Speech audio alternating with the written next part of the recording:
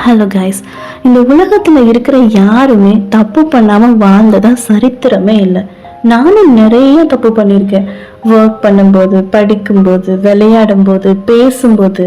ஆனால் அப்போல்லாம் உட்காந்து ஃபீல் தான் பண்ணுவேன், ஏன் இப்படி நடக்குதுன்னு. அந்த ஃபீலிங்கோட ரிசல்ட் என்னமோ ஜீரோ தான். இப்போ நான் புரிஞ்சுக்கிட்டது என்னன்னா, மிஸ்டேக் ஒரு பனிஷ்மெண்ட் இல்லை, அது ஒரு லெசன். தப்பு பண்ணணும், நிறைய பண்ணணும், பட் ஒவ்வொரு தப்பையும் நம்மளே புரிஞ்சு அதை திருத்திக்கணும். இப்படி ஒவ்வொரு வாட்டி நம்ம திருத்திக்கும் போது நம்மளோட நாலேஜ் ஆட்டோமேட்டிக்காக இன்க்ரீஸ் ஆகும். இதே மாதிரி தான் நீங்களும் உங்கள் லைஃப்பில் ஏதாவது மிஸ்டேக் பண்ணியிருக்கீங்கன்னா அதை நினச்சி வருத்தப்படாதீங்க. ஃபர்ஸ்ட் அதை அக்செப்ட் பண்ணுங்க. அப்படி அக்செப்ட் பண்ணும்போது உங்களோட வில் பவர் இன்க்ரீஸ் ஆகும்.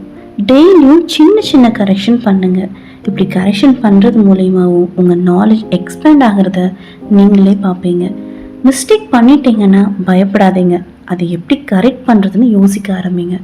உங்கள் லைஃப் ஆட்டோமேட்டிக்காக சேஞ்ச் ஆகும். தேங்க்யூ ஃபார் வாட்சிங்.